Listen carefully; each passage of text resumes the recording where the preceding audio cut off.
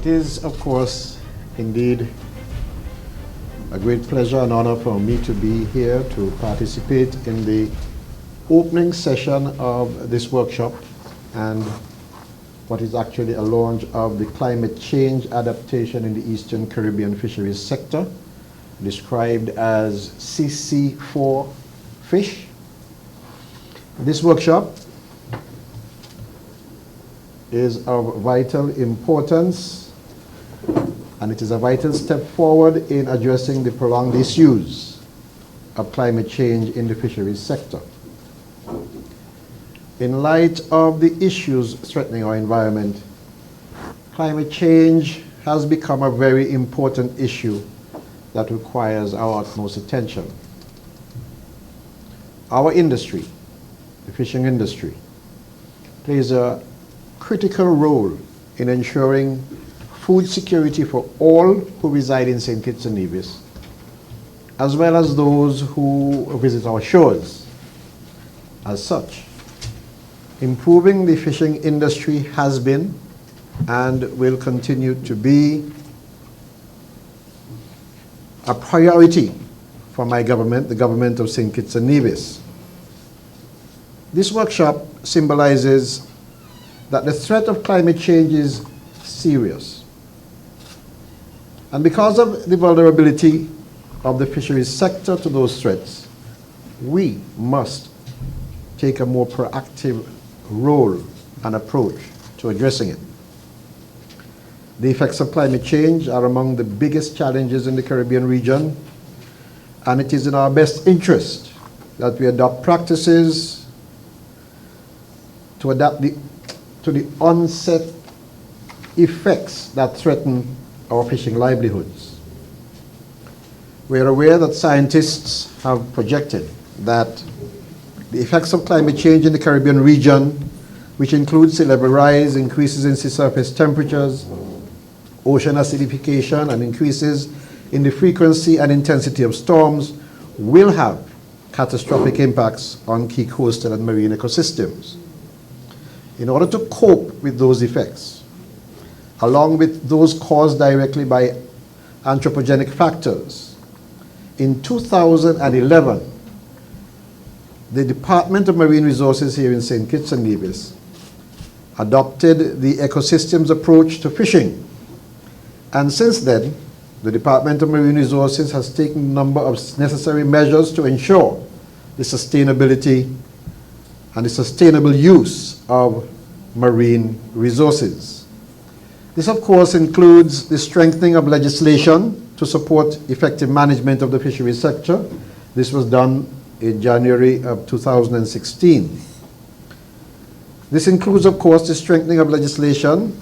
It also includes the declaration of the St. Kitts and Nevis Marine Management Area, SKN-MMA, which focuses on the continuity of the environmentally and economically significant marine and coastal areas within a 2-mile radius around St. Kitts and Nevis.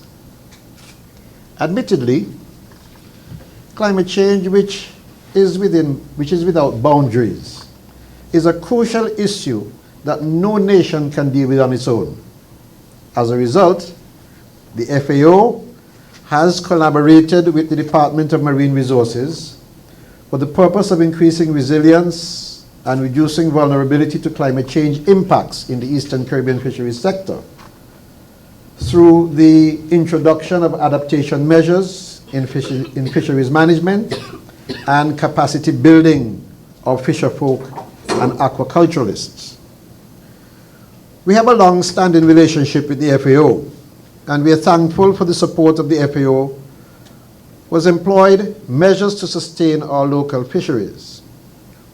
We, the government, trust that this project will equip our fishers, aquaculturists, and fisheries resource managers equip them with the necessary tools to train and to cope with the challenges associated with climate change. In 2016 alone, local data collected by the Fisheries Department showed that because of frequent unsavory weather conditions, our fisherfolk were unable to fish, resulting in a 23% decline in the fish landed on our shores. Poor sea conditions also pose a serious threat to the safety of our fishers, and if we are expecting to develop a fishing industry, and in particular a fad industry, if we are interested in developing that, which requires fishers to travel far out to sea, it is imperative that we ensure that all fishers are indeed equipped. It is therefore in our best interest that we support their endeavors to the best of our abilities to ensure their success.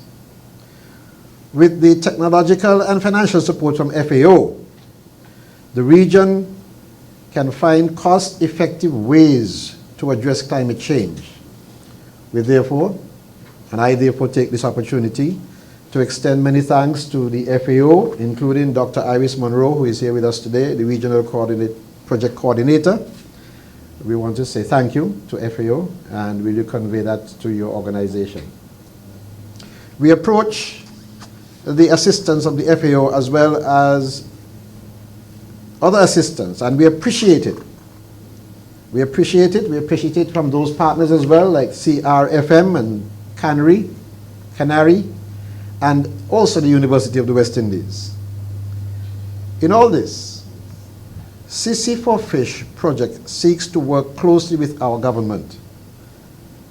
It also seeks to work with non-governmental organizations and with fisherfolk groups and other stakeholders in our state.